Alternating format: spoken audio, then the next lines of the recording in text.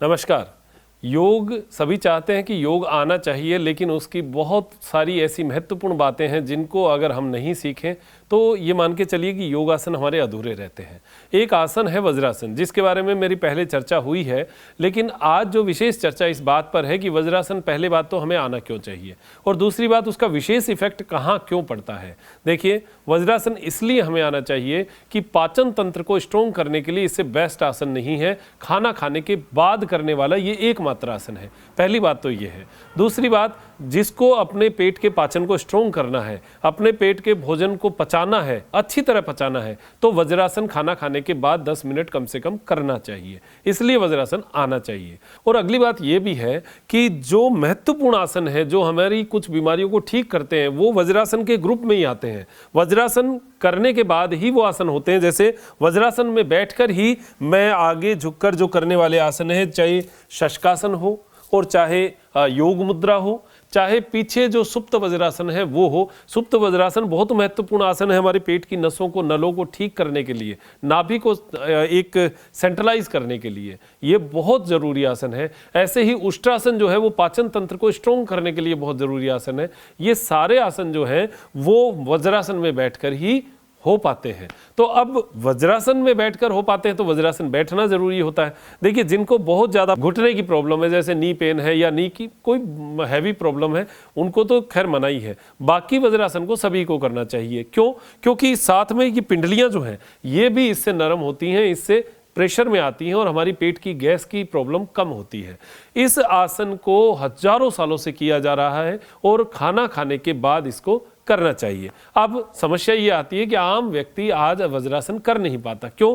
क्योंकि उसकी थाई जो है वो मोटी हो गई, पिंडलियां जो है मोटी हो गई और यहाँ पर एकदम से फैट जम गया, तो वो ऐसे बैठ ही नहीं पाता। अब पहली बात तो इसको पूर्ण स्थिति क्या है करने की वो देख लीजिए।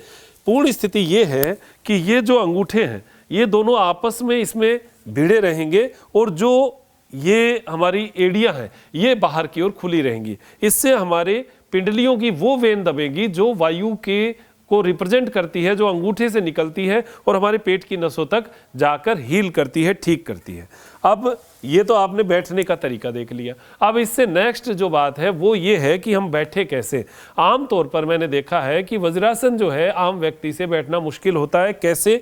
उनके दो जगह दर्द आता है। कहाँ पर? एक तो देखिए यहाँ दर्द आता है, इस जगह जो है वो बैठ नहीं पाते, इस जगह खिंचाव आता है और 1 मिनट भी बैठना मुश्किल हो जाता है।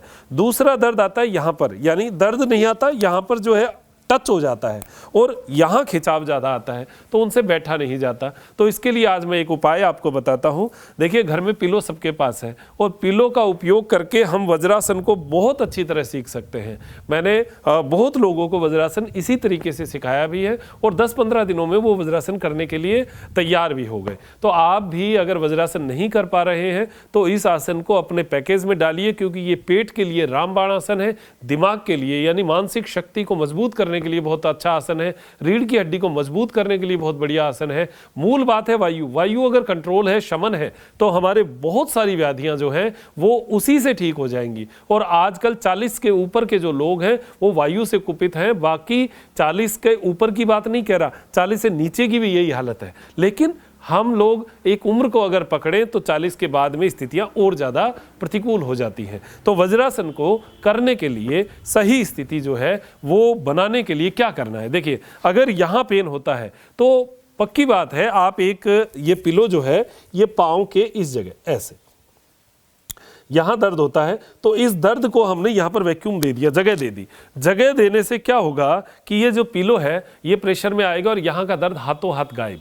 हाथों हाथ आप लगा के देखिएगा, पिलो लगाते ही आपका ये दर्द ही खत्म हो जाएगा और धीरे धीरे आपकी ये नसें जो हैं ये सेट हो जाएंगी। यहाँ पर ब्लड सर्कुलेशन पहुँचना शुरू हो जाएगा और लगभग 15 दिन के बाद ये पिलो हट जाएगा। अगर ऐसा लगता है कि पिलो तो मोटा है और हमारा जो है वैसे ठीक हो गया, तो आधा पिलो ले लीजिए या फिर कोई चद्दर ले लीजिए जिसको फोल्ड करके, या दरी ले लीजिए उसको पैर के नीचे लगा लीजिए। 15 दिन बाद में फिर और देखिएगा, लगभग 1 महीने बाद तो आपका एकदम ये रिमूव हो जाएगा और वज्रासन आपका लगना शुरू हो जाएगा।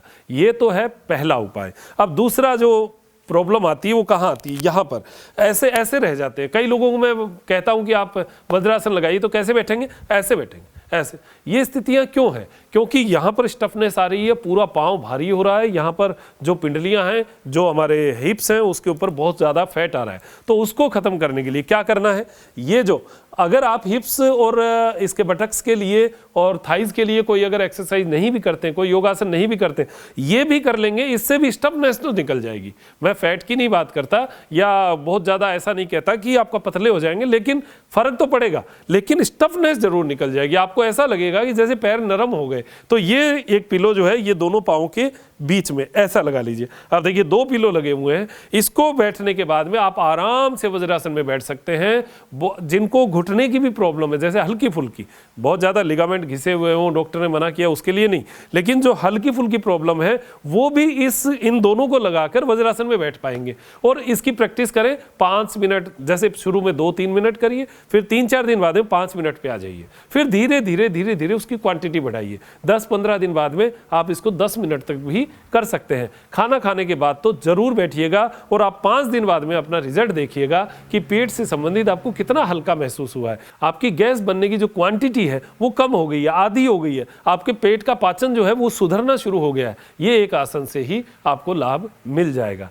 तो आज जो विशेष हमारी बात थी वो इन पिंडलियों को मजबूत करते हुए इन पिलो से हम अपने आसन को कैसे ठीक कर पाएं, ये है। अब देखिए इसमें कुछ आसन जो करने होते हैं हमें, एक बहुत बढ़िया आसन वज्रासन के साथ जुड़कर है, तो वो है योग मुद्रा। योग मुद्रा देखिए, ये जो हाथ है इसको पीछे की ओर लेकर जाएं। अगर इस आसन को आप लगाना शुरू कर दिए हैं, अगर 2-3 दिन हो गए हैं, तो योग मुद्रा भी साथ में कर लीजिएगा, बहुत अच्छा है। इससे आपको बहुत अच्छा फील होगा। कहाँ फील होगा, पहली तो फील होगा आपके माइंड पर, आपका ब्लड सर्कुलेशन माइंड तक पहुंचेगा और योग मुद्रा से आपके दिमाग से संबंधित जो तनाव है, जो थकान है, वो थकान बहुत जल्दी निकलेगी। दूसरी चीज़, जिनको गर्दन पे खिंचाव रहता है, गर्दन जैसे ऐसे करने से खिंचाव रहता है, उनके गर्दन पे भी ब्लड का सर्कुलेशन बहुत अच्छा आएगा। जो हमारी रीढ़ की वर्टिब्रा है उनको जगह मिलेगी। ये उन लोगों को बता रहा हूँ जो आज तक वज्रासन नहीं कर पाए और ये प्रयोग करने से वज्रासन कर चुके, तो उनको ये योग मुद्रा भी साथ में कर लेनी चाहिए। ये सबके लिए, हर किसी को आना चाहिए। तो पीछे हाथों को ग्रिप किया और श्वास छोड़ते हुए, देखिए ऊपर तो श्वास भर लीजिए और श्वास छोड़ते हुए नीचे जो है हमें जाना है और मस्तक जो है वो जमीन पे लग जाएगा। आप देखिए कितना आपको ऐसा लगेगा जैसे चेहरे पर रक्त का संचरण आ चुका है, ब्लड सर्कुलेशन चेहरे पर जोरदार आ जाएगा। और आपके जब चेहरे पर ब्लड सर्कुलेशन आता है तो आपको चेहरा जो है वो चमकदार बनना शुरू हो जाता है। ऐसा ही हमारे मस्तक में भी है। मस्तक में हमें ब्लड का सर्कुलेशन मिलता है। जिनको नज़ला जुकाम सर्दी लगती है उनके यहाँ पर साइनस के एरिए पे ब्लड का सर्कुलेशन की कमी होती है। अगर ये क्रिया रोज़ वो करते हैं तो यहाँ पर रक्त का संचरण, ब्लड सर्कुलेशन पहुँचेगा और आपको एक हल्का सा फील होना शुरू हो जाएगा। ऐसे ही दिमाग में रक्त का संचरण जाएगा तो याददाश्त शक्ति में, अनिद्रा में, थकान में, मानसिक थकान में, अवसाद में आपको बहुत अच्छा फील होगा। पहले दिन जो है वो ज़्यादा नहीं करना है। हाँ, ये ज़रूर मानिए कि हार्ट और बीपी के जो पेशेंट हैं उनको इसको नहीं करना है, यानी सिर को नीचे नहीं झुकाना है, ब्लड का सर्कुलेशन ज़्यादा प्रेशर दिमाग पर नहीं करना है, रक्त की नसें फूल जाती हैं उससे। तो वो ज़रूर ध्यान रखना। अपनी जो चीज़ें, देखो आप खुद अपने डॉक्टर हैं, आपको पता है मुझे क्या बीमारी है और मुझे क्या नहीं करना है, वो आपको नहीं करना है। जो मैं सिंपल बातें बताता हूँ, ये एक सामान्य व्यक्ति जो हल्की फुल्की कोई तकलीफ है तो वो तो ठीक होती है, लेकिन एकदम से बीमार है उसको नहीं करना है। ये ज़रूर ध्यान रखना, ये प्रिकॉशन हमें हमेशा ध्यान रखना है। तो ये हमारी जो योग मुद्रा है ये सामान्य व्यक्ति को तो बहुत शानदार रहेगा। हाँ, ज़्यादा नहीं करना। आप कभी भी ऐसा नहीं सोचिए कि पहले दिन किया मैं जचा के कर दूं। नो, आप हल्का ही रखिए, ज़्यादा भारी मत करिएगा। आधा मिनट करिए, फिर धीरे धीरे 2-3 दिन आधा मिनट करिए, फिर 1 मिनट करिए, फिर धीरे धीरे और बढ़ाइए, फिर 2 मिनट तक कर लीजिए। इससे ज़्यादा भी नहीं करना है, क्योंकि हमने पहले कभी किया नहीं ना। योगासन जो लगातार नहीं करते हैं उन लोगों को कम ही से शुरुआत करनी चाहिए। अब देखिए इतनी देर आप बैठेंगे ना, आप मेरी बात सुनते सुनते भी ये करेंगे और इतनी देर बैठेंगे तो आपको लगेगा कि अरे वाह, मेरे तो पैर में वो दर्द आया ही नहीं जो वज्रासन करने से आता था। तो 15 दिन तक ये प्रैक्टिस करने के बाद आपका पहले तो ये पिलो निकल जाएगा। ये पिलो निकल गया, फिर उसके बाद में ये पिलो भी निकल जाएगा और आपका वज्रासन एकदम शानदार हो जाएगा। इन पिलों को धन्यवाद दीजिएगा कि आपको इन्होंने वज्रासन करना सिखा दिया, और वज्रासन करना सीख गए तो ये मान के चलिए कि पेट की वायु और हमारे पेट से संबंधित समस्याओं में बहुत लाभ इसका मिलने वाला है। वज्रासन का फायदा इसलिए ज़्यादा अच्छा है कि हम जब खाना खाते हैं तो हमारे शरीर की प्रायोरिटी भोजन को पचाने की सबसे ज़्यादा होती है। अगर हम खड़े खड़े भोजन या फिर पैरों को सीधा रख लेते हैं, खाना खा के चल पड़ते हैं, तो शरीर कंफ्यूज हो जाता है कि मैं भोजन को पचाऊं या इसके चलने के लिए पैरों में ब्लड का सर्कुलेशन भेजूं। तो अगर हमने पैर मोड़ के ऐसे शरीर को ये स्थिति दे दी तो हमारी जो कंफ्यूजन है, जो माइंड का कंफ्यूजन है ब्लड पहुंचाने का, वो यहां से नीचे के लिए समाप्त हो जाएगा। यानी शरीर का 50% पार्ट पैक हो जाएगा।